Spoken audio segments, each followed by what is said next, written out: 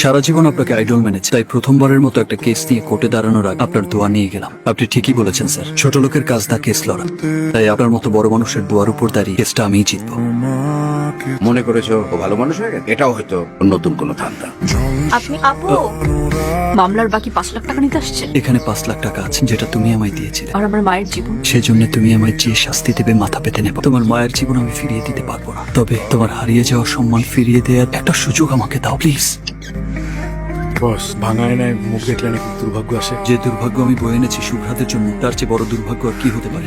অহন্তরী বাসা ছাড়তেছে না কেলা। শুভ্রাকে ন্যায় বিচার পাইয়ে দিতে না পারলে শুধু আপনার বাসা কেন, এই শহর আমার এসব সব ছেড়ে দেবে। আপনাকে ঠকানোর অনেক সুযোগ দিয়েছেন চাচা, একবার ওই মেয়েটাকে জেতানোর সুযোগ প্লিজ।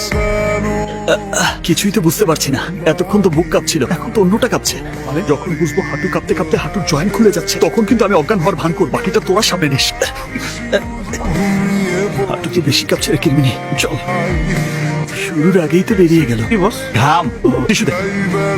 একটা মেয়ে কি করে এতটা নিচে নামতে পারে? মিথ্যে কথা। কেস জেতার জন্য আপনি সত্যকে মিথ্যে বানানোর নাটক করছেন। মিস্টার নবাব, ঠিক আছে, প্রথম কোর্টে যারা দাঁড়ায় এরকম সবারই একটু একটু হয়। সরি ইউর অনার, মহামান্য আদালত, আমি বলতে চাই আমার মক্কেলকে উদ্দেশ্য প্রণোদিত ভাবে ফাঁসানো হচ্ছে। কে কাকে ফাঁসানোর চেষ্টা করছে পুলিশের রিপোর্টেই তা প্রমাণিত হয়ে। আরে পুলিশ তো টাকা খেয়ে মিথ্যা রিপোর্ট দিয়েছে। সাক্ষী প্রমাণ ছাড়া কিচ্ছু বলা যাবে না। আমি এই মামলার তদন্ত অফিসার তাপস শাহকে জিজ্ঞাসাবাদের অনুমতি চাইছি। তা মিস্টার তাপস, কত টাকার বিনিময়ে আপনি এত কম সময়ে ফাইনাল রিপোর্ট দিলেন? অবজেকশন ইউর অনার, একজন সাহসী পুলিশ অফিসারকে জাতির সামনে অপমান করা হচ্ছে। ওনার হিস্ট্রিতে 20টি এনকাউন্টার আছে। আপনার থানায় তো প্রায় 626টির মতো নারী ও শিশু নির্যাতনের অভিযোগ আছে। আপনি তো কোনোটারই তদন্ত রিপোর্ট দিলেন না, কিন্তু এই মামলায় কি এমন বিশেষ ম্যাজিক আছে যে আপনি 7 দিনের মধ্যেই ফাইনাল রিপোর্ট দিয়ে দিলেন? মামলার সাথে একজন বিশিষ্ট রাজনীতিবিদের মান সম্মান জড়িত।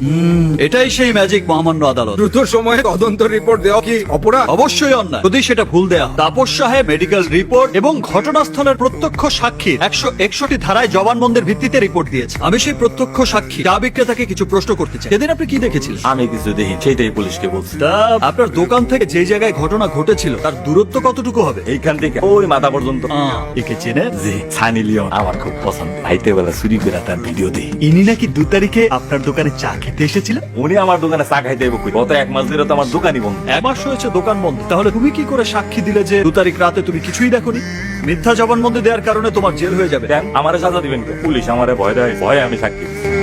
বিজ্ঞ আদালত, এটা এখন সম্পূর্ণভাবে পরিষ্কার যে পুলিশের দেয়া তদন্ত রিপোর্ট সঠিক নয়। অদ্ভুত আমাদের এই সমাজ ব্যবস্থা। যে নারী ধর্ষণের শিকার হয় তাকেই সমাজ থেকে আমরা বিতাড়িত করে দিই, আর যারা অন্যায় করে তারা বুক ফুলিয়ে ঘুরে বেড়ায়। মহামান্য আদালতকে বলবেন সেদিন কি ঘটেছিল আপনার সাথে?